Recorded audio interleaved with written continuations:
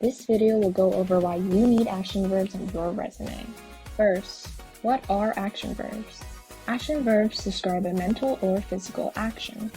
Action verbs are important to include on your resume for the following reasons. First, action verbs highlight your skills and accomplishments. Second, they paint a vivid picture of you and your experience. Third, they make your resume easier to read and retain information from. Fourth, they show your ability to communicate effectively. And finally, they give you a competitive advantage compared to generic verb users. While simple verbs might get your point across, using high-level vocabulary can demonstrate your ability to write well. Let's compare the two. Instead of saying worked on, it sounds stronger to say contributed to. Using made has less of an impact than using established. Same with added versus incorporated. Need some help with word choice? Let's look at a sample experience together. Try to spot any problems here. Did you catch responsible for? It's not a verb. Made? It's simple. Help to improve? It can be pretty wordy. And made again? It could use improvement. How can we fix this?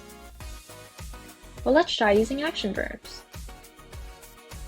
Oversaw, generated, boosted, developed. With these strong verbs in this revised version, here's what employers might think. Leader, strong sales skills, takes initiative, capable, and valuable. Here are some tips to help you. First, think about the message you want to convey to employers in each experience. Then, circle all the verbs and cross out any dull, weak, or overused ones. After that, replace your verbs with ones that best express your message. And finally, pro tip, find the verbs and keywords used in the job description. Use them as a guide and mirror their language.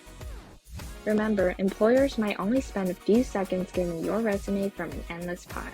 So don't lose the opportunity to make a memorable impression by using action verbs. To get started, check out these free resources to find the right action verbs for your resume.